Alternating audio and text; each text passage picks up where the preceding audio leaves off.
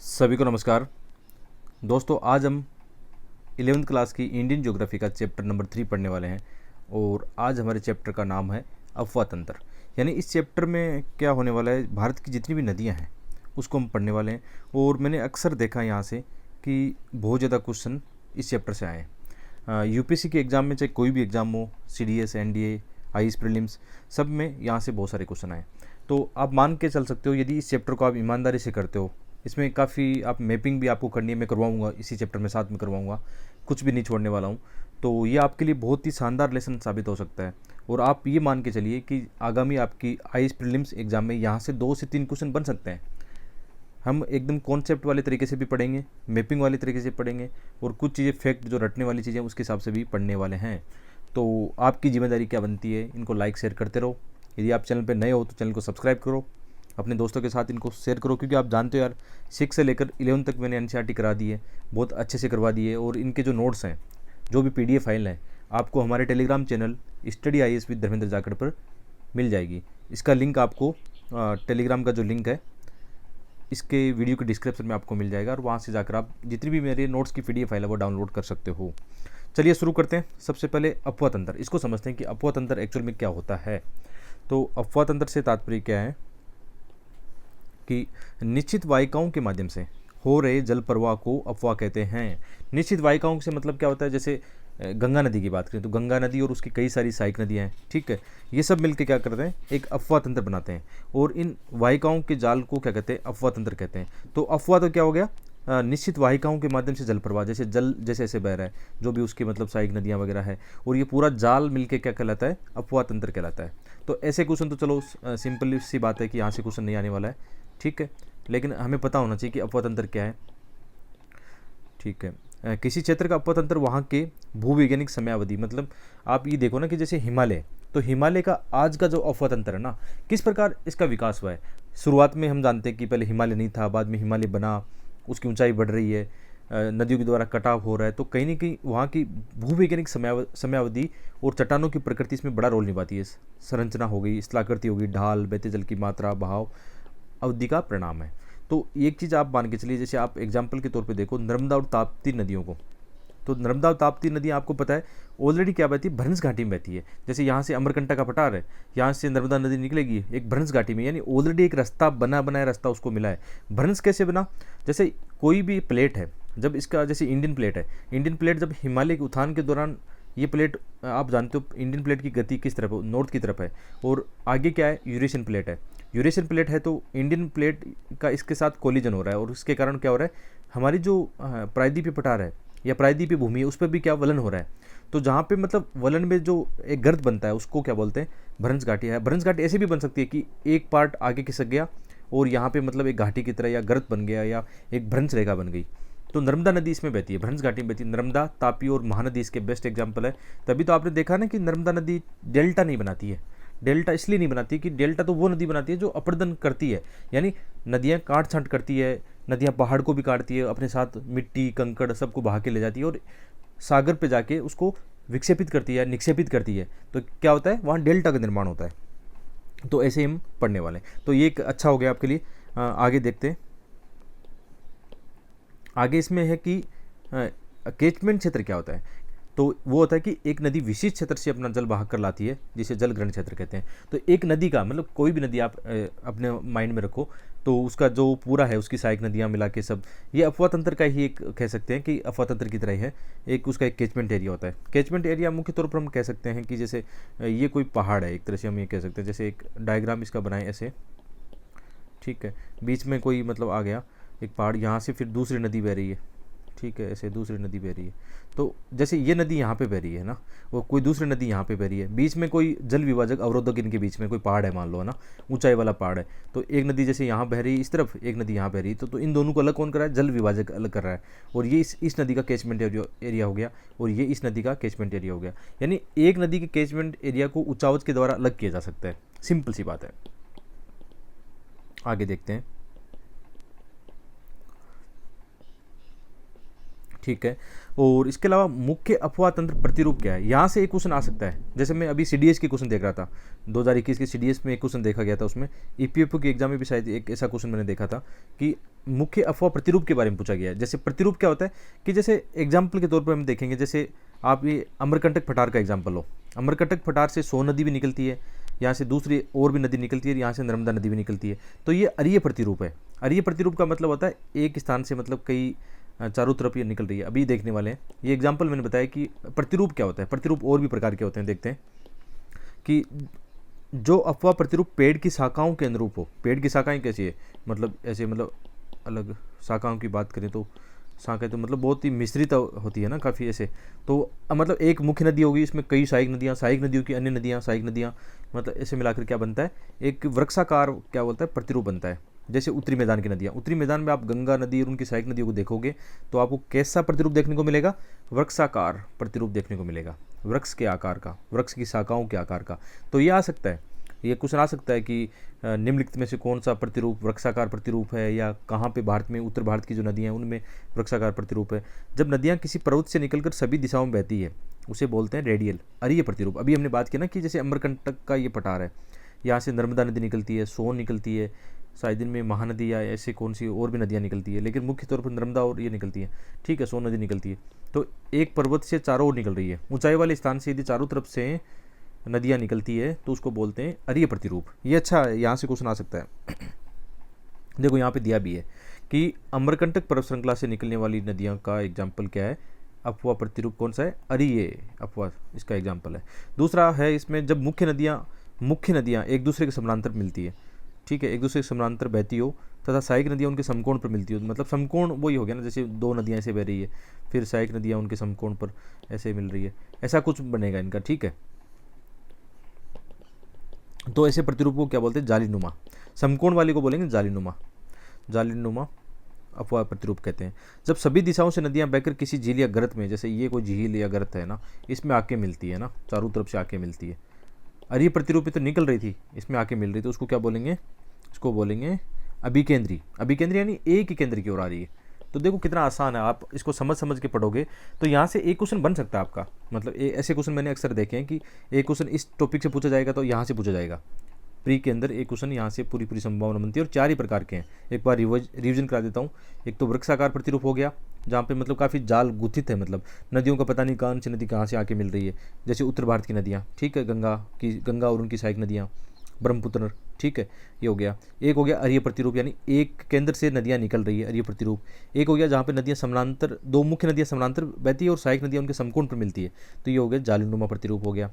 और अभिकेंद्रीय कौन सा हो गया, जहाँ पर नदियाँ आके किसी गर्त में या किसी झील में एक साथ आके मिलती है, एक ही केंद्र बिंदु पे, है ना, तो उसको बोलेंगे अभिकेंद्रीय प्रतिरूप। तो ये मतलब सिंपल सी बात है, आगे बढ़ते हैं, ठीक है।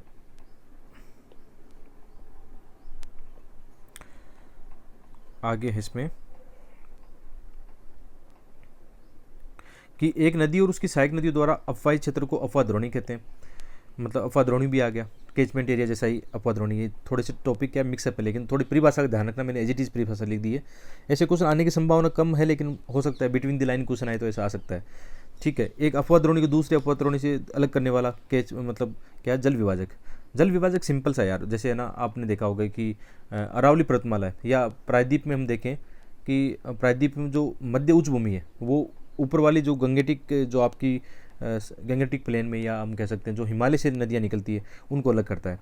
तो अरावली पर्वतमाला भी इसमें आ सकता है कि जल विभाजक का मतलब क्या, एक ऐसा क्षेत्र जो दो अफवाह तंत्र को अलग करता है, ठीक है, उसी को बोलते हैं। आगे बढ़ते हैं इसमें, और इसके बारे में मैंने पहले बताया था कि अपना एक ऑनलाइन बुक स्टोर है, यदि आप ऑनलाइन बुक खरीदते हो तो इस लिंक से खरीद सकते हो, ठीक है। बाकी आगे देखते हैं, ठीक है। ये एक नदियों का मैप है। एक सेकंड, फाइल थोड़ा हैंग कर रही है, मैं बैक लेता हूँ, दोबारा से इसको स्टार्ट करना होगा, ठीक है। चलो अब सही है, ठीक है। तो देखो एक चीज़ आपके लिए है कि जैसे आगे मैंने मैपिंग तो अच्छे से करवाई है ना, लेकिन आपकी एक जिम्मेदारी क्या बनती है, जब भी आप ज्योग्राफी पढ़ते हो तो ज्योग्राफी में मैपिंग करना आपको बहुत ज़रूरी है। आपको अपने से करना है, मैं भी सिखाऊंगा, लेकिन आपकी एक जिम्मेदारी बनती है खुद की। जैसे आप इस साल एग्ज़ाम दे रहे हो या 2022 में या नेक्स्ट ईयर उससे ज़्यादा उससे आगे नेक्स्ट ईयर आप एग्ज़ाम दे रहे हो, तो आपके लिए क्या है कि मैपिंग बहुत ज़रूरी है। और मैपिंग करोगे ना तो एग्ज़ाम में क्वेश्चन आते हैं। यहाँ से कैसे आते हैं, देखो एग्जाम्पल लेता हूँ कि यदि आपको ना नॉर्थ से साउथ नदियों का कोई क्रम पूछे कि ऊपर आप सिंधु से लेकर सतलज नदी की ओर नॉर्थ से क्रम देखो, तो आपको पता होना चाहिए सिंधु नदी कहाँ है, फिर झेलम है, चिनाब है, रावी है, व्यास है, सतलज है ना। यानी कि कोड बना लो। जैसे ऊपर की तरफ देखें नॉर्थ से साउथ की तरफ कोड बन सकता है, आप अपनी मर्जी का कोई कोड बना लो याद रखने के लिए ना। तो मैं क्या रखता था, जैसे सिंधु नदी सबको पता ऊपर है, तो मैं ऐसे JCRVS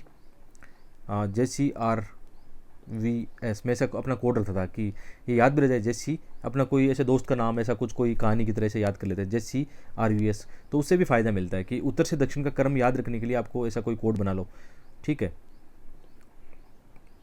ऐसे कोड से फ़ायदा मिलता है कभी कभी, है ना, क्योंकि कई चीज़ें हमें याद रखनी पड़ती है। तो जैसे मैं एक कोड बना के रखता था अपना कि जैसे अक्सर पूछा जाता था कि भारत के साथ में जो पड़ोसी देश है, भारत के साथ में जो पड़ोसी देश है हमारे, उनकी सीमा का घटते हुए बढ़ते क्रम में ऐसा क्वेश्चन आ जाता है कि किस देश के लिए। तो इसको मैंने कोड बनाया था एक, बचपन में बुआ, मतलब बचपन में, हाँ बचपन में बुआ, या ऐसा बुआ भी कर सकते हैं। बचपन में बुआ हमें मिठाई खिलाती थी, है ना, बचपन में बुआ हमें मिठाई खिलाती थी। तो बचपन देखो बी फॉर बांग्लादेश सबसे बड़ी सीमा लगती है, फिर चीन, पाकिस्तान, नेपाल, म्यांमार, है ना, भूटान, अफगानिस्तान। तो इसका फ़ायदा मिलता है। ऐसे ऐसे रट्टा नहीं मारना है, थोड़ा ऐसे अपने दिमाग से अपने कुछ ऐसे कोड वोड बना लिए, तो उससे क्या होता है क्वेश्चन को हैंडल करना, MCQ को सोल्व करना आसान काम हो जाता है आपके लिए। जैसे अभी मैंने बताया ना कि उत्तर से दक्षिण नदियों का क्रम याद रखना है, पहाड़ियों का क्रम याद रखना है, पूर्व से पश्चिम याद रखना है, तो उसका बहुत बेनिफिट मिलता है, ठीक है। तो मैंने अभी आपको बताया कि यहाँ से आपको क्या करना है, आपको मैपिंग करनी है, छोड़ना नहीं है। देखो इसमें एक जल विभाजक दिखाया गया है। जल विभाजक की हम बात करते हैं कि एक ऐसा क्षेत्र है, देखो यहाँ पे अरावली पर्वतमाला आ गई, और यहाँ पे जो दिल्ली वाले क्षेत्र है पोटवा या कटक, कौन सा उनको उच्च वाली भूमि को बोलते हैं। और फिर मध्य में आप देखना यहाँ पे जो भी मालवा विंध्याचल है वो क्या करते हैं, ये क्या है एक जल विभाजक का काम करते हैं। तो यहाँ वाली नदियाँ इस तरफ आएगी, यहाँ वाली नदियाँ इस तरफ आएगी, देखो इस तरफ जाएगी, ठीक है। तो ये जल विभाजक का ये रेखा जो दिखाई गई है, कई बार आपसे क्वेश्चन ऐसा पूछा जा सकता है यूपीएससी में, एक ऐसा मैप बनाएंगे उसके अंदर एक ऐसे रेखा दिखा दी उन्होंने, ठीक है, एक ऐसे रेखा दिखाई, तो वो थोड़ा क्वेश्चन पूछ लेंगे आपसे थोड़ा लॉजिकल वाला कि ये क्या है ना। तो यदि आपने ज्योग्राफी सही से पढ़ी है उसमें कुछ ना कुछ थोड़ा हिंट देखें ज्योग्राफी का वो, तो आपसे पूछेंगे ये क्या है, जल विभाजक है या एक समवर्षा रेखा है या 100 सेंटीमीटर वर्षा रेखा है, ऐसा कुछ क्वेश्चन यहाँ से बन सकता है। तो ऐसा लॉजिकली सोचना चाहिए कि यार क्वेश्चन कैसे बन सकते हैं, और प्रीवियस ईयर के क्वेश्चन आपको इसमें हेल्प करते हैं कि यार कैसे क्वेश्चन पूछे जाते हैं। तो ठीक है, ये नदियों का है, आपको करना है, ईमानदारी से करना है। जैसे यहाँ पे भी देखो आप, जैसे गोदावरी नदी है, ठीक है, गोदावरी नदी का एक क्वेश्चन मैंने तो देखा है हर बार पूछा जाता है कि कौन सी इसकी सहायक नदी है, पेन गंगा इसकी हो गई, इंद्रावती हो गई, वैन गंगा हो गई, ठीक है। नर्मदा देखो यहाँ से बह रही है, कौन सी खाड़ी में जाके गिरती है, माई नदी कौन सी खाड़ी में आके गिरती है, साबरमती कहाँ पे गिरती है, लूनी नदी कच्छ के रण में आ जाती है ना, ऐसे क्वेश्चन पूछे जाते हैं। केन और बेतवा जो अभी प्रोजेक्ट चल रहा था, तो केन और बेतवा की आपको लोकेशन पता होनी चाहिए, तो पूरा आपको पता होना चाहिए कौन सी नदियाँ कहाँ बहती है, कृष्णा नदी कहाँ बहती है, कावेरी कहाँ बहती है, ठीक है। आगे मैं कराऊंगा अभी मैपिंग में और भी। तो आगे हम देखें, यदि भारत के अपवा तंत्र को देखें तो सागर में जल विसर्जन करने के आधार पर हम इसको माने तो दो भागों में बांट सकते हैं। दो भाग कौन से, एक अरब सागर अपवा तंत्र, एक है बंगाल की खाड़ी में। कि मतलब कुछ नदियाँ क्या होती है, अरब सागर में जल अपना विसर्जित करती है, कुछ नदियाँ बंगाल की खाड़ी में करती है। तो 23% मतलब माने तो अपवा तंत्र किस में आएगा, अरब सागर में आएगा। तो बंगाल की खाड़ी में ज़्यादा है, 77% नदियाँ अपना जल ला के कहाँ गिराती है, बंगाल की खाड़ी में। इसमें एग्जाम्पल आप जानते हो कौन सा एग्जाम्पल है, ठीक है। आगे बढ़ते हैं। इसके अलावा यदि हम जल संपर्क वाटर सेट के आधार पर देखें, मतलब वाटर सेट के आधार पर अभी हमने बात की थी ना कि एक नदी का कितना कैचमेंट एरिया है, उसके आधार पर देखें, उसके आधार पर देखें 3 भागों में इनको बांट सकते हैं। यहाँ से भी मैंने एक क्वेश्चन देखा है कि नदियों का कितना मतलब अपवा तंत्र क्षेत्र कितना वर्ग किलोमीटर में फैला हुआ है, वो उसके आधार पर एक क्वेश्चन ऐसा आ सकता है बढ़ते घटते क्रम में। जैसे मतलब माई नदी का ज़्यादा है या साबरमती का नदी का ज़्यादा है, गंगा नदी का ज़्यादा है या सिंधु नदी का ज़्यादा है। तो ऐसा क्वेश्चन भी मैंने अक्सर यूपीएससी के एग्जाम में देखा है। तो ठीक है, तो जल संपर्क क्षेत्र के आधार पर देखें तो प्रमुख द्रोणी अफवाह तक की बात करें तो जिनका 20,000 वर्ग किलोमीटर से ज़्यादा है उनमें प्रमुख रूप से 14 नदियाँ हैं। जैसे एग्जाम्पल के रूप में गंगा, ब्रह्मपुत्र, कृष्णा, तापी, नर्मदा, माही, पेनार, साबरमती और बराक, ठीक है। तो कभी कभी ऐसे तुलना करा लेंगे कि भाई यार माई नदी का ना ज़्यादा है या मेघना नदी का ज़्यादा है या पेरियार नदी का ज़्यादा है, ठीक है। ऐसा क्वेश्चन बन जाता है कई बार लॉजिकली, तो इनको थोड़ा सोचा करो कि यार ऐसे क्वेश्चन बन सकते हैं, आए हैं पहले ऐसे क्वेश्चन, ज्योग्राफी के क्वेश्चन पूछे गए हैं।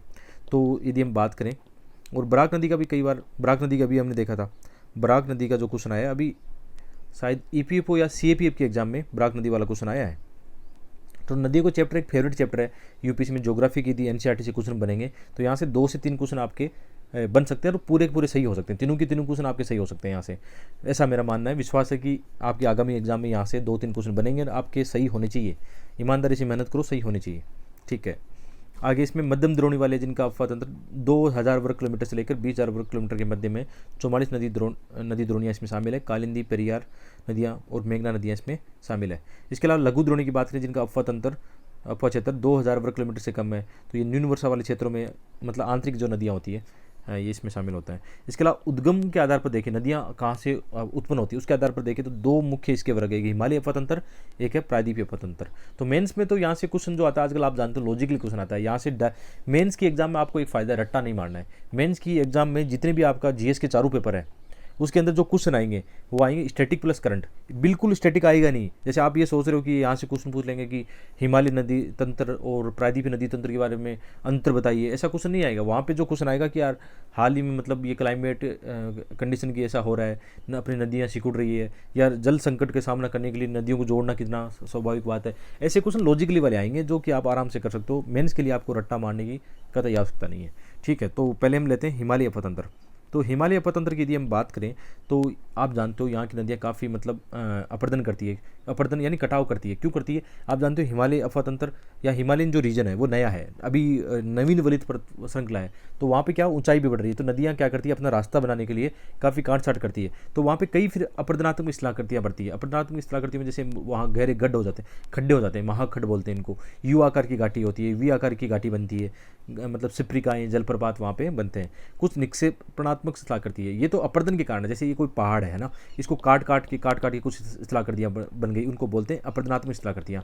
और कुछ है निक्षेपणात्मक स्थलाकृतियाँ, वो क्या होती है जब नदी मतलब निक्षेपण के कारण, जब नदी पहाड़ों से निकलकर मैदानों में आती है तो जैसे वहाँ मतलब क्या करते हैं एक तरह से विसर्प बनाती है। तो विसर्प क्यों बनाती है? क्यों नदियाँ बीच में रास्ते में कचरा जमा हो जाता है तो नदियाँ मार्ग चेंज कर लेती है, तो गोखुर जिले बनाती है, या फिर आके महासागरों के पास आके डेल्टा बनाती है ना, डेल्टा बनाती है। तो ये क्या है? निक्षेपण के कारण, यानी विसर्जित कर रही है अपना जो भी मलबा है, कंकड़ पत्थर कचरा जो भी है। ठीक है, तो इसके क्या है समतल घाटियाँ, गोखुर जिले, बाढ़ग्रस्त मैदान, गुम्फित वाहिकाएँ और डेल्टा।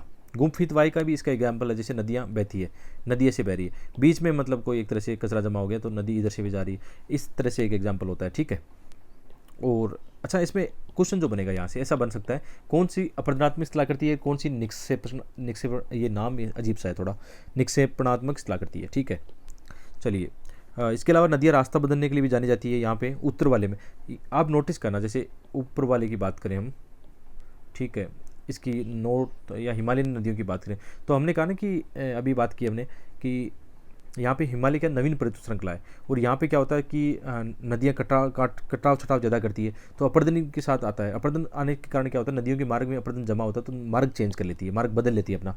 तो इसीलिए कोसी नदी इसका एग्जाम्पल है कि उत्तर भारत की नदियाँ मार्ग बदलने के लिए जानी जाती है। अभी भी कोसी इसका एक एग्जाम्पल है, जिसको बिहार का शोक बोलते हैं, यानी बिहार में हर साल मानसून के समय यहाँ पे क्या आती है, बाढ़ आती है कोसी की वजह से, तो इसको बिहार का शोक बोलते हैं।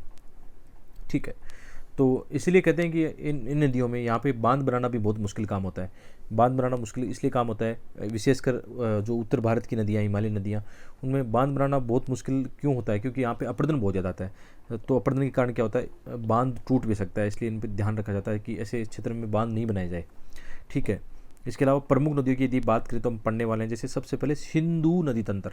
सिंधु नदी तंत्र की यदि हम बात करें तो इसका आकार, द्रोणी का जो आकार है 11,65,000 वर्ग किलोमीटर फैला हुआ है, और ये तिब्बत, भारत और पाकिस्तान में इसका पूरा क्या है, अफवाह तंत्र है। ठीक है, इसकी लंबाई की यदि बात करें तो 2880 किलोमीटर है, भारत में इसकी लंबाई है 1114 किलोमीटर।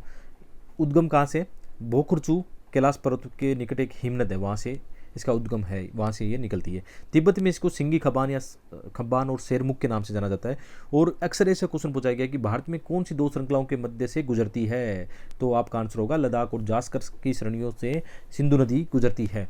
तो सिंधु नदी की यदि हम सहायक नदियों की बात करें, विशेषकर ऊपर वाले रीजन में, यदि हम इनको छोड़ दें, एक बार पंचनद को छोड़ दें, तो कुछ सहायक नदियाँ हैं। श्योक नदी गिलगित जो लेह लद्दाख में है, जास्कर, हुंजा, नुब्रा, सिगार, गोस्टिंग, द्रास काबुल पाकिस्तान में, और इसके अलावा पंचनद है, झेलम, चिनाब, रावी, चिनाब या चेनाब, रावी और ब्यास, सतलज, ये प्रमुख सहायक नदी है। ये क्वेश्चन यहाँ से आ सकता है। सहायक नदियों का अक्सर एक क्वेश्चन देखा जाता है, तो इनको थोड़ा सा गौर से देख लेना, मैपिंग कर लेना। ठीक है, अभी मैं थोड़ा सा मैप तो मैं करवा दूंगा, इसी के साथ शामिल किया मैंने, लेकिन खुद भी करना।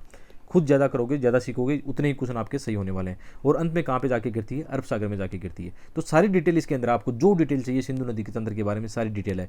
अब बात करते हैं मैपिंग की। जैसे ये मैपिंग मैंने की है, तो मेरा तो अभ्यास यहाँ पे हो गया, आपका अभ्यास कैसे होगा, प्रैक्टिस कैसे होगी, आप करके देखो। ठीक है, यहाँ पे सिंधु नदी तिब्बत या कैलाश मानसरोवर पर जो है वहाँ से निकलती है, यहाँ से भारत में प्रवेश करती है। जहाँ पे आपने अभी हमने बात की ना, लद्दाख और जास्कर श्रेणियाँ, यहाँ पे लद्दाख है, यहाँ पे काराकोरम है, यहाँ पे जास्कर श्रेणी है, वहाँ इनके बीच में से गुजरती है। और लेह शहर इसके बगल में है, इसके किनारे पे, और यहाँ से फिर पाकिस्तान में प्रवेश करती है। ऊपर से गिलगित आ रही है, काबुल नदी शायद पाकिस्तान में यहाँ से आती है ऊपर से, काबुल भारत में नहीं है, वो ऊपर से आती है काबुल। गिलगित आ रही है, ऊपर से श्योक आ रही है, नीचे से जास्कर नदी जा रही है। तो ये प्रमुख इसके सहायक नदियाँ हैं। ठीक है, यहाँ से क्वेश्चन बन सकता है, आजकल तो चर्चा में रहा था काफ़ी लेह लद्दाख, तो यहाँ से लोकेशन का भी क्वेश्चन आ सकता है, जो कि भारत और चीन के बीच में जो भी समस्या आई थी ना, उनको लेकर। ठीक है, इसके अलावा यदि बात करें प्रमुख नदियाँ, जैसे झेलम नदी है, कश्मीर घाटी से बहती हुई झेलम नदी आगे जाके चेनाब में मिल जाती है। चेनम यहाँ चिनाब जो है, चेनाब नदी यहाँ से हिमाचल या मतलब इस क्षेत्र से निकलकर आगे बढ़ती है, और चिनाब इसकी सबसे बड़ी सहायक नदी है, क्योंकि रावी का जल भी चेनाब में मिलता है, और यहाँ से जब सतलज निकलती है तो सतलज का भी जल चेनाब में मिलता है। तो सबसे बड़ी सहायक नदी कौन सी होगी? चेनाब हो गई। व्यास का मिल जाता है किसमें? व्यास नदी इसमें मिलती है आके, व्यास नदी आके मिलती है सतलज में। ठीक है, तो ये आपका लोकेशन हो गई, मतलब सभी नदियों का आपको पता होना चाहिए कौन सी नदी कहाँ से है। सतलज नदी का भी पता है कि यहाँ से निकलती है, कौन सा क्षेत्र है, राक्षस ताल या कौन सा क्षेत्र है, यहाँ से वही कैलाश पर्वत के आसपास वाला क्षेत्र है। यहाँ पे एक दर्रा है शिवकिला, उत्तराखंड का ना, शिवकिला है उत्तराखंड का या हिमाचल का, शिवकिला है शायद। ठीक है, शिवकिला दर्रा से अंदर प्रवेश करती है, उत्तराखंड का ही है। ठीक है, आगे बढ़ते हैं। तो इसमें छोटी डिटेल और भी डाल दी है मैंने कि झेलम नदी है, जैसे झेलम नदी का उद्गम वेरीनाग झरना पीर पंजाल श्रेणी से निकलता है। झेलम नदी के किनारे की बात करें तो श्रीनगर शहर बसा है, उधर झील भी यही है, झेलम नदी के आसपास श्रीनगर में है। ठीक है, पाकिस्तान में चेनाब में जाके मिल जाती है। चेनाब सिंधु की सबसे बड़ी सहायक नदी है, और उद्गम का है ये दो मतलब है, चंद्रा और भागा, भाग नहीं भागा है ये, चंद्रा और भागा मिलके दो वितरिकाएं क्या बनाती है? चेनाब बनाती है। कहाँ पे? हिमाचल के केलांग के निकट तांडी में।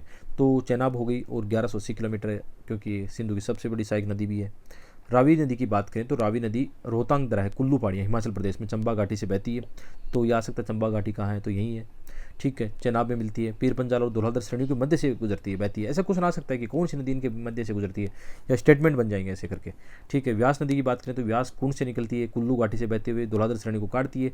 हरी के बैराज पंजाब में सतलज है। हरी के बैराज क्यों प्रसिद्ध है आपको बताओ तो? हरी के बैराज शायद वेटलैंड भी है, आपको बताओ तो देखना, एक बार चेक करना कि ये कहीं मतलब रामसर कन्वेंशन में शामिल है कि नहीं, कमेंट करना, आप बताना हरी के बैराज है कि नहीं। तो हरी के बैराज से क्या है? इंदिरा गांधी नहर निकाली गई है। इंपॉर्टेंट बात ये है कि इंदिरा गांधी नहर निकाली गई है। और यहाँ पे कौन सी नदी दो मिलती है? व्यास और सतलज नदी यहाँ पे मिलती है। तो सतलज नदी की यदि बात करें तो ये मतलब राक्षस ताल मानसरोवर से निकलती है। इसको लोंगचेन खम्बा के नाम से भी यहाँ पे जाना जाता है। और भारत में शिवकिला जो दर्रा भी हमने मैप में देखा, वहाँ से प्रवेश करती है। और भाखड़ा नांगल जो परियोजना बनी हुई है हिमाचल और पंजाब में है ना, आपने देखा होगा कभी, तो ये इन्हीं की मतलब सतलज नदी के पे ही बनी हुई है। इसको एक पूर्ववर्ती नदी भी बोलते हैं। पूर्ववर्ती नदी का मतलब क्या होता है? पूर्ववर्ती नदी का मतलब होता है जैसे आज जो ऊंचाई है ना, आज जैसे हिमालय है, तो ये नदियाँ पहले से भी थी, मतलब पहले से इनका रास्ता तय था, ये अपने हिसाब से बह रही थी, आज ऊंचाई के हिसाब से अपने आप को डाल लेती है। तो एक तरह से कह सकते हैं, इसको मानते हैं कि पहले से नदी बह रही थी, है ना। कुछ नदियाँ तो नहीं बनती है, इसका मतलब पूर्ववर्ती नदी मार्ग का मतलब होता है पहले से बहने वाली नदियाँ हैं, अपने मार्ग के अनुसरण कर रही है। ठीक है, ये देखो, ये आपके लिए बहुत इंपॉर्टेंट है। जैसे गंगा नदी आप पढ़ोगे ना, इस डायग्राम के माध्यम से एक बार समझने की कोशिश करना, आपका पूरा कल्याण हो जाएगा, ऐसे मान के चलो आप। और यहाँ से जो क्वेश्चन आएंगे ना, छोटा कर लेता हूँ ताकि आपको समझ में आ जाए। यहाँ से मतलब बहुत सारे क्वेश्चन बनेंगे, और मैं दावे के साथ कह सकता हूँ इस साल इस डायग्राम से एक क्वेश्चन आपको श्योर आएगा। मेरा ऐसा विश्वास है 99% इस साल यूपीएससी आपकी प्री जो है एग्ज़ाम 2021 में, यहाँ से एक क्वेश्चन आएगा। ठीक है, क्यों आएगा? क्योंकि मैंने एक हाल ही में देखा है, एक तो चर्चा में रहा था, एक यूपीएससी की जो अन्य एग्ज़ाम है उनमें भी मैंने यहाँ से क्वेश्चन देखा है, ईपीएफओ या सीपीएफ, इन सब एग्जाम में देखा है। तो मैं आपको बताता हूँ, एक बार समझने की कोशिश करना। देखो कैसे। सबसे पहले गंगा नदी की बात करें। गंगा नदी की दो शाखा, एक भागीरथी, कहाँ से निकलती? गंगोत्री हिमनद से, और दूसरी निकलती है अलकनंदा। अलकनंदा कहाँ से निकलती है? बद्रीनाथ सतोपत हिमनद से निकलती है। ठीक है, तो सबसे पहले गंगा नदी कैसे बनती है? तो भागीरथी गंगोत्री से आके देवप्रयाग में आती है। और यहाँ से कौन सी आती है आपकी, आपका आ गया अलकनंदा, ये देवप्रयाग में आके मिलती है। तो यही क्वेश्चन था, अभी अभी हमने क्वेश्चन देखे थे 2-4 दिन पहले, यही क्वेश्चन था कि भागीरथी और अलकनंदा कहाँ पे मिलती है, ये मिलती है देवप्रयाग में। आपका सही आंसर होगा देवप्रयाग में। आगे ऐसा क्वेश्चन आ सकता है जैसे धौली गंगा और विष्णु गंगा अलकनंदा से कहाँ से मिलती है, ये विष्णु प्रयाग में मिलती है। ये जहाँ पे मिलती है ना, ये इंपॉर्टेंट क्षेत्र है कि ऊपर से मतलब अलकनंदा आई, यहाँ से धौली गंगा आई, कहाँ पे मिली, विष्णु प्रयाग में मिलती है। इसी प्रकार अलकनंदा और पिंडेर नदी कहाँ पे मिलती है, कर्णप्रयाग में मिलती है, कर्णप्रयाग में मिलती है। तो ऐसा क्वेश्चन आ जाएगा, क्योंकि हाल ही में जो आपने देखो उत्तराखंड ग्लेशियर घटना देखी थी, वो धौली गंगा ऋषि गंगा आपने देखा होगा यहाँ पे इस क्षेत्र में है ना, तो यहाँ से क्वेश्चन बनेगा इस बार। इसके अलावा यदि हम रुद्रप्रयाग की बात करें तो यहाँ पे मंदाकिनी या काली गंगा किस में आके मिलती है, अलकनंदा में आके मिलती है। तो ऐसे क्वेश्चन बनने वाला है, आप इस बात को अच्छे से समझ रहे होंगे। मैं आशा करता हूँ यहाँ से पक्का क्वेश्चन आने वाला है, इसको थोड़ा सा आप प्रैक्टिस कर लेना, छोड़ना मत किसी हालत में। ठीक, आगे बढ़ते हैं। फिर जैसे गंगा, अब यहाँ के गंगा बनी, तो गंगा नदी हरिद्वार में मैदानों में आती है और आगे बढ़ती है। गंगा नदी आगे बढ़ते हुए आगे क्या होता है, फिर ये 2 शाखाओं में बढ़ने लगती है, क्योंकि यार बाद में क्या होता है, इसका गति भी कम होने लगती है, ढाल भी कम है, मलबा भी बहुत ज़्यादा है। तो इसमें क्या होता है, 2 भागों में, एक वितरिका इसकी कौन सी है, हुगली नदी है जो इससे अलग होती है। दूसरी फिर इसको पद्मा नाम दिया गया है, किसमें, बांग्लादेश में। पद्मा आगे जाके जमुना में मिल जाती है, जमुना आगे जाके फिर मेघना या कुछ और नाम से आगे जाके कहाँ मिलती है, बंगाल की खाड़ी में। सुंदरवन वाला डेल्टा है, सुंदरवन इधर इधर भी अपने भी है, बांग्लादेश में है, सागर द्वीप जो है उधर जाके बंगाल की खाड़ी में हो जाती है। तो ये गंगा नदी तंत्र है। तो गंगा नदी की अन्य सहायक नदियाँ भी आप देख लो, जैसे चंबल नदी किसमें, यमुना सबसे बड़ी सहायक नदी, यमुनोत्री हिमनद से निकलती है, कौन सी, यमुना। और यमुना इलाहाबाद में आके कहाँ मिलती है, प्रयागराज आपका जो है उसमें आके मिलती है, गंगा में। इसकी सहायक नदियाँ कौन सी है, इसकी सहायक नदियाँ चंबल है, सिंध है, बेतवा है, केन है। सोन नदी अमरकंटक पठार से निकलकर गंगा नदी में मिलती है आगे पटना के आसपास।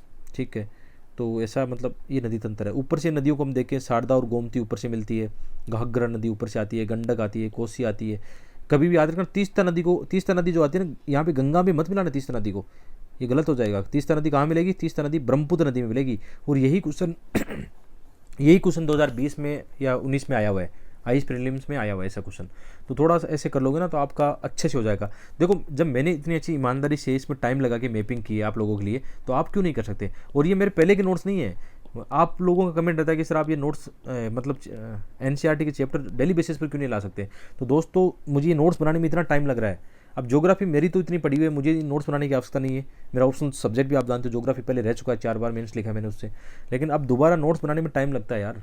नोट्स वैसे भी मतलब आप जानते हो, यहाँ पे मैं केवल अकेला हूँ पढ़ाने वाला इस चैनल पर। ठीक है, और अभी स्टूडेंट लाइफ में पॉसिबल नहीं कि हम एक टीम खड़ी करें, क्योंकि मैं, आप जानते हो, मुझे भी एग्ज़ाम देना है इसका, अभी मेरे पास भी अटेम्प्ट बाकी हैं 2।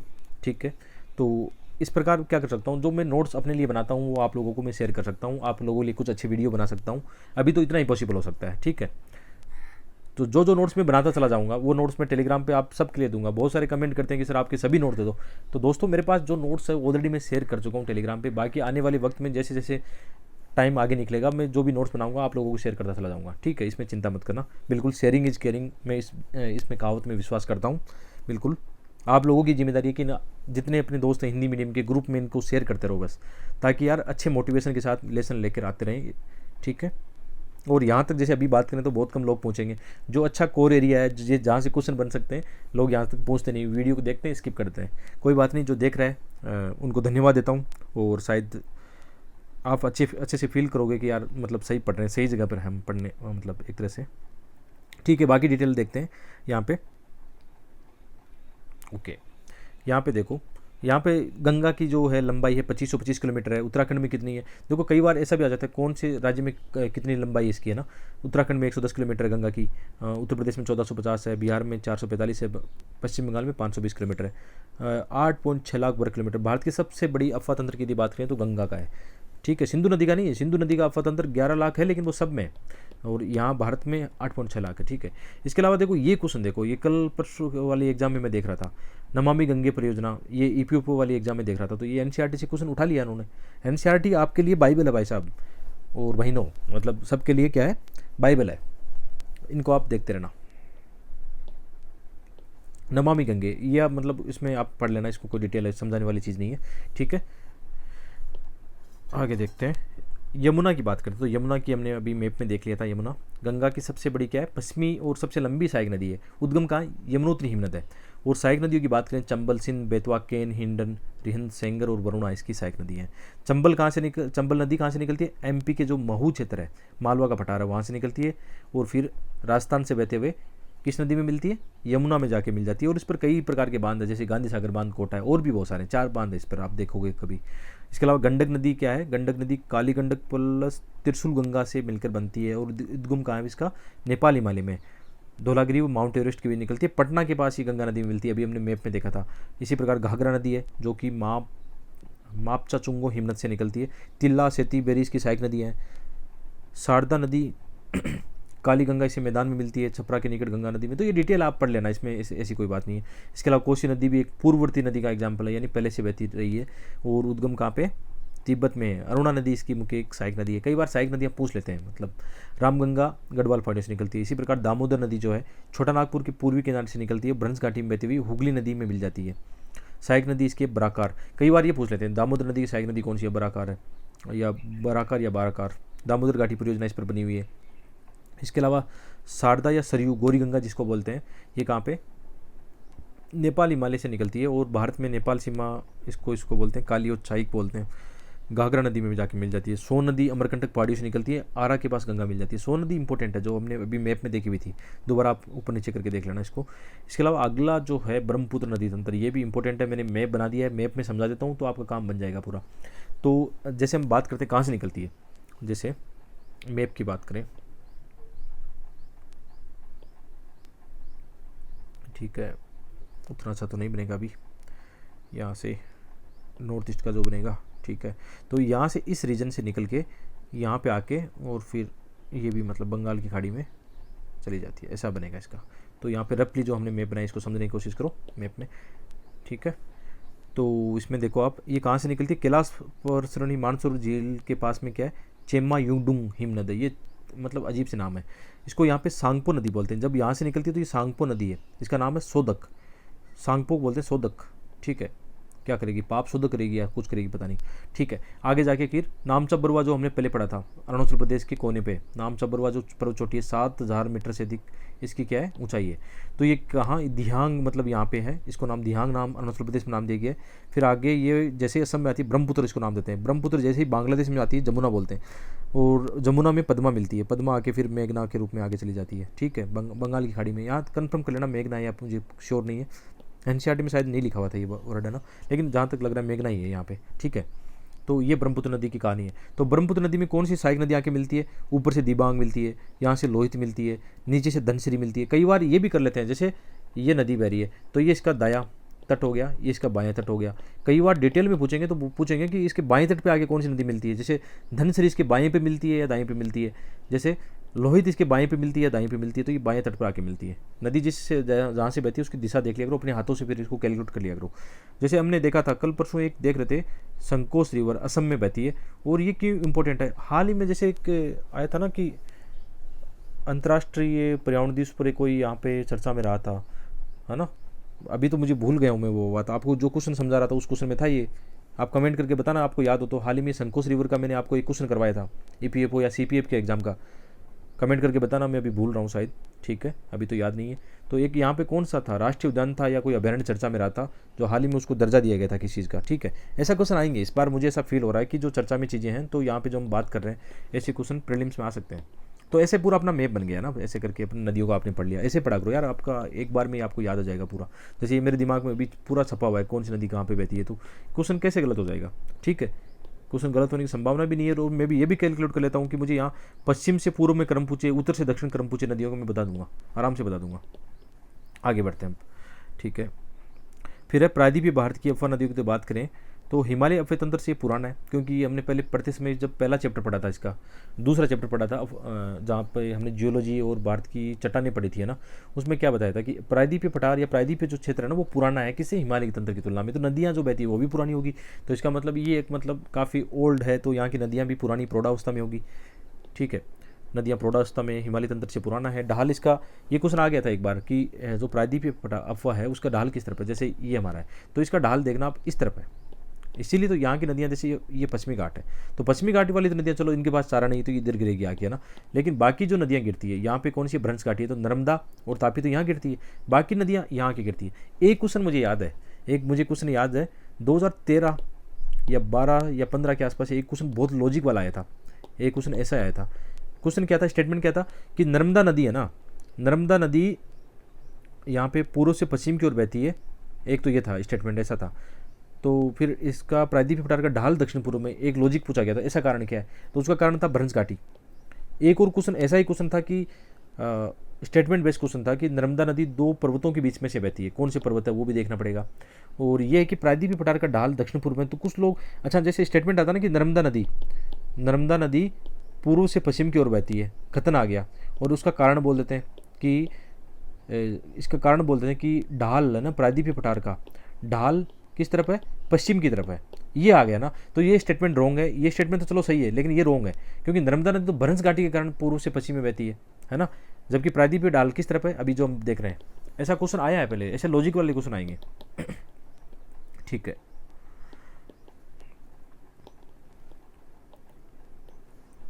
तो ढाल हो गया इस तरफ।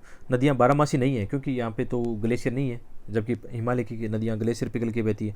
नर्मदा और तापी भ्रंश घाटी में बहती है। भ्रंश घाटी को लेकर कंफ्यूज तो नहीं हो ना आप लोग, भ्रंश घाटी को मैंने पहले ही बोल दिया। जैसे एक चीज़ मानो कि जैसे ये हमारा प्रायद्वीपीय पठार है, अब क्या हो रहा है, अपनी जो इंडियन प्लेट है वो उसका मतलब क्या बोलते हैं, गति किस तरफ है, नॉर्थ की तरफ है, ठीक है, नॉर्थ की तरफ है। तो ये क्या होता है, इसमें दबाव में क्या होता है, फोल्ड तो होता है ना। आप एक कागज़ लो यार, एक कागज़ लिया आपने, दोनों तरफ से कागज़ को दबाया आपने, तो इसमें ऐसे फोल्ड पड़ेगा ना, फोल्ड पड़ेगा तो एक ऊंचाई होगी, एक गरत होगा, सीधी बात, अभिनीति और अपनीति बनेगा।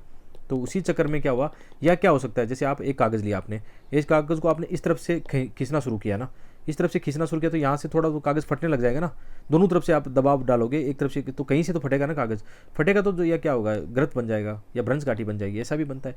जो अफ्रीका वाली आप भ्रंश घाटी देखना, महान वहाँ पे झीलें बनी है, बहुत सारी झीलें बनी है, उसी का एग्जाम्पल है कि अफ्रीका महाद्वीप का भी टूटना शुरू हो गया है या टूट रहा है, और लाखों समय में हो सकता है अफ्रीका भी कई टुकड़े हो जाए। तो ये तो प्लेट विवर्तनिक सिद्धांत है, यदि आप सही से उनको समझते हो तो आप इनको रियलाइज़ कर सकते हो।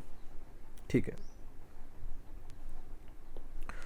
इसके अलावा प्रायद्वीपीय नदी तंत्र की बात करें तो इसमें है एक महानदी जो छत्तीसगढ़ से निकलती है, रायपुर से, और 851 किलोमीटर है, उड़ीसा में बहती हुई बंगाल की खाड़ी में जाके गिरती है। निचले मार्ग में नौ संचालन में संभव है। अपतंत्र कहाँ पे इसका, एमपी, छत्तीसगढ़, उड़ीसा में है। कई बार ये भी पूछ लेते हैं किन किन राज्यों में इसका अपतंत्र है। इसके अलावा गोदावरी सबसे बड़ा प्रायद्वीपीय नदी तंत्र है। गोदावरी कहाँ से निकलती है, नासिक से निकलती है, महाराष्ट्र में। अपतंत्र कहाँ पे, महाराष्ट्र, मध्य प्रदेश, छत्तीसगढ़, उड़ीसा, तेलंगाना, आंध्र प्रदेश है। गोदावरी उनको ज़्यादा पसंद है, यूपीसी में गोदावरी बहुत ज़्यादा पसंद की जाती है, इसलिए यहाँ से लगभग क्वेश्चन बन जाता है कि इसकी सहायक नदियों का क्वेश्चन बनता है। पेनगंगा, वैनगंगा, इंद्रावती, प्राणहिता, मंजरा।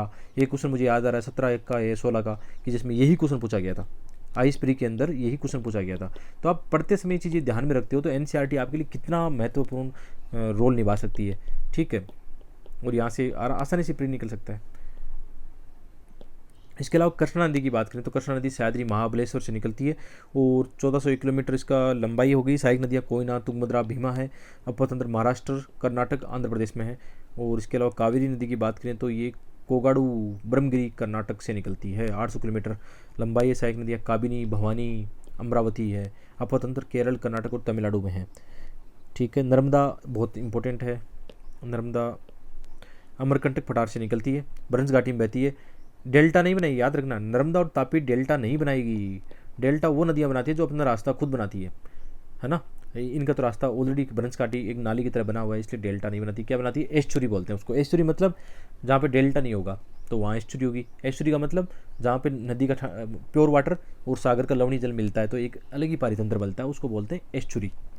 ठीक है, तो नर्मदा नदी के संरक्षण के लिए प्रारंभ की योजना क्या है, नमामि देवी नर्मदे, एक यात्रा के विषय में जानकारी एकत्रित करें, तो करना जानकारी एकत्रित।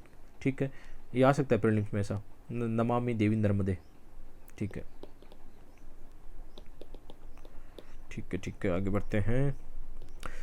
तो 1300-1200 किलोमीटर धुआंधार जलप्रपात पूछा जाता है कि कहाँ बना हुआ है। सरदार सरोवर परियोजना भी इसी नदी पर आगे जाके अरब सागर में जाके गिर जाती है। ताप्ती नदी कहाँ पे, मध्य प्रदेश की बैतूल जिला से निकलती है, इसके समानांतर बहती है दक्षिण में। और अफवातंत्र किसके, नर्मदा के दक्षिण में बहती है। अफवातंत्र महाराष्ट्र, मध्य प्रदेश और गुजरात में। लूनी नदी का आ सकता है, जैसे लूनी नदी की क्या है, जैसे ये अरावली पर्वतमाला है, लूनी नदी यहाँ से निकलती है, यहाँ से निकल के अजमेर से निकलती है। अरावली पहाड़ियाँ कह सकते हैं इनको, अजमेर से निकल कर ठीक है, जो पुष्कर जहाँ पे बसा हुआ, एक क्वेश्चन आया था लास्ट ईयर में, अभी आपको बताया था मैंने क्वेश्चन। ठीक है, फिर आगे इसका क्या, बालोतरा बाड़मेर तक इसका वाटर क्या है, प्योर है, मतलब मीठा जो पानी जिसको बोलते हैं। आगे फिर इसका खारा हो जाता है, कारण क्या है, क्योंकि जो चट्टाने है ना, या जो मिट्टी है जो है ना, वो लवणीय है, तो लवणीय होने से इसका पानी का क्या हो जाता है, बालोतरा के बाद में, बाड़मेर का एक क्षेत्र है बालोतरा, उसके बाद में इसका पानी खारा हो जाता है, लवणीय हो जाता है, और गुजरात में आगे फिर कच्छ का रण है उसमें आके समा जाता है। ठीक है, तो लूनी नदी कच्छ के रण में आके समा जाती है, ऐसा क्वेश्चन आ सकता है। इसके अलावा यदि हम बात करें पश्चिम की ओर बहने वाली की छोटी नदियों के बारे में, तो इनकी जानकारी होनी चाहिए आपको। जैसे बहुत सारी नदियों की डिटेल मैंने यहाँ दे दी है, पढ़ाने वाला कुछ नहीं है, आप समझना, पढ़ना और आगे बढ़ना, इसमें समझाने वाली कोई बात नहीं है। इसी प्रकार पूर्व की नदियों की तरफ है। यहाँ पे छोटा सा एक टॉपिक और बचा हुआ है कि ऐसा क्वेश्चन मेंस में आ सकता है, विशेषकर आपकी पीसीएस एग्जाम में तो ऐसे क्वेश्चन नहीं आते हैं। यूपीसी में आएगा, लॉजिकली आएगा, लेकिन यूपीसी में भी ऐसा क्वेश्चन आ सकता है कि हिमालय और प्रायद्वीपीय नदियों की तुलना वाला आ सकता है कोई क्वेश्चन। ठीक है, तो सबसे पहले बात करें उद्गम स्थल की, बात करें तो हिम नदियों से ढके हिमालय पर्वत यहाँ से निकलती है, प्रायद्वीपीय पठार मध्य भूमि उच्च भूमि से निकलती है। प्रवाह प्रवृत्ति यदि देखिए तो 12 मासी ज़्यादा है, क्योंकि हिमनद और वर्षा से इनका जल मिल जाता है, जबकि ये नदी क्या है, इनमें मानसूनी या मौसमी प्रभाव ज़्यादा देखा जाता है। इसमें एक अपवाद है, कावेरी नदी में ये देखा गया है कि ये थोड़ी बाहर में नहीं ज़्यादा बहती है, क्योंकि कावेरी नदी में क्या होता है, जैसे कावेरी नदी यहाँ बहती है, तो यहाँ पे क्या होता है, ऊपर उत्तर जो अपना दक्षिण पश्चिम मानसून आता है उसे भी वर्षा के कारण जल मिल जाता है, और फिर क्या होता है, जो उत्तरी पूर्वी मानसून आता है उसके कारण भी इसको जल मिल जाता है, तो ये ज़्यादा बहती है। तो इसमें कावेरी नदी का ये होता है कि कावेरी नदी में जल औरों की तुलना में दक्षिण भारतीय नदियों में ज़्यादा रहता है। ठीक है, इसका अफवाह के जो प्रकार थे हमने देखे, प्रतिरूप, तो इनका क्या है, प्रतिरूप नहीं इसका, हाँ प्रतिरूप ही है। पूर्ववर्ती और अनुवर्ती, पूर्ववर्ती मतलब पूर्व से बह रही है, अनुवर्ती यानी ढाल के अकॉर्डिंग, मैदान में वृक्षाकार प्रारूप है इसका, इसका अध्यारोपित है। पुनर्युवित यानी नदियाँ कभी कभी ऊंचाई बढ़ने के कारण क्या होता है, युवावस्था में चली जाती है, फिर उनकी गति बढ़ जाती है। ठीक है, अरीय प्रतिरूप और आयताकार प्रतिरूप आपको यहाँ पे देखने को मिलेंगे। नदी की प्रकृति क्या है, लंबा मार्ग है, ऊपड़ गापड़ पर्वतों से गुजरती है, अभिशीर्ष अपर्दन करती है, यानी अभिशीर्ष मतलब पहाड़ों को ऊपर से भी काटने लगती है, जैसे यहाँ से करती है धीरे धीरे पहाड़ ऊपर से भी कट जाता है, तो उसको बोलते हैं शीर्ष अपर्दन। ठीक है, उतना कोई काम का नहीं है आपके। नदी अपहरण, नदी अपहरण का मतलब क्या होता है, अभी हमने पढ़ा था ना कि ये कैचमेंट एरिया है, यहाँ से एक नदी बह रही है, यहाँ से एक बह रही है, एक समय आता है जब नदी ये कैचमेंट एरिया हट जाता है और एक नदी दूसरी नदी में मिल जाती है, यानी उस दूसरी नदी का जल चुरा लेती है। ठीक है, मैदानों में जल मार्ग बदलना, विसर्प बनाना, यहाँ पे कुछ घाटियाँ और ऐसे। जल ग्रहण क्षेत्र क्या है, बहुत बड़ी द्रोणी है या छोटी द्रोणी है, तो ये तुलना है, मतलब यहाँ से क्वेश्चन बन सकता है, प्री और मेंस दोनों में बन सकता है, थोड़ा सा उसको डिटेल में देख लेना। ठीक है, तो ये हमारा चैप्टर शायद पूरा हो गया अभी, और ये बहुत अच्छा चैप्टर मेरे हिसाब से है। मैं इसको फील करता हूँ तो मुझे ऐसा लगता है कि मैंने कोशिश की है आपको बहुत अच्छे से पढ़ाने की, और शायद आप भी इस चीज़ को फील करोगे, एनर्जी फील करोगे, यार मज़ा आ गया चैप्टर पढ़ के। होना भी चाहिए, चैप्टर के अंत तक कितने लोग पहुँच पाते हैं, ये मैराथन चैप्टर होते हैं, तो मैराथन तो लोग तक जैसे 1000 लोगों ने देखना शुरू किया, तो ये लास्ट तक आते थे 5 लोग बचेंगे, और ये 5 लोग ही मैराथन जीतेंगे। यूपीसी वाली आईएएस बनने वाली मैराथन ये 5 लोग ही जीतने वाले हैं, ऐसा मेरा विश्वास है। क्योंकि यार जो पढ़ने से थक जाता है तो फिर तो आपके लिए बहुत मुश्किल हो जाएगा। हाँ, या ये हो सकता है कि आप और कहीं से पढ़ रहे हो तो वो अलग बात है। ठीक है, उसके लिए कोई दिक्कत नहीं है, कहीं से पढ़ सकते हो। ठीक है, आप सभी को बहुत बहुत धन्यवाद, और इनको लाइक शेयर करते रहो। Thank you.